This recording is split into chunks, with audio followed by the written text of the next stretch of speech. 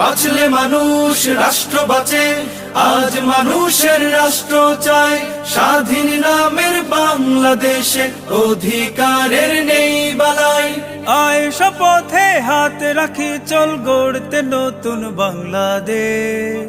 সমাবেশ, জাতীয় সমাবেশ, সমাবেশ, জাতীয় সমাবেশ। বিসমিল্লাহির রহমানির রহিম। মুক্তির মূল মন্ত্র ইসলামী শাসনতন্ত্র। সুপ্রিয় এলাকাবাসী, আসসালামু আলাইকুম।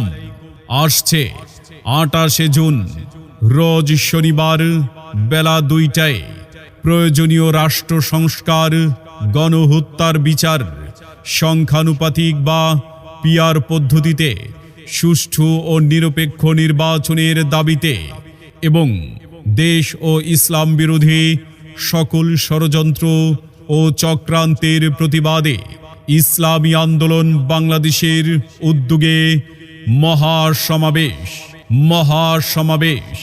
স্থান ঐতিহাসিক সোহরাওয়ার্দী উদ্যান, ঢাকা।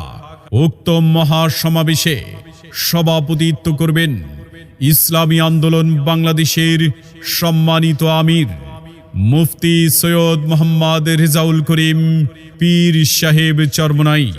মুফতি সৈয়দ মোহাম্মদ রেজাউল করিম পীর সাহেব চরমনাই।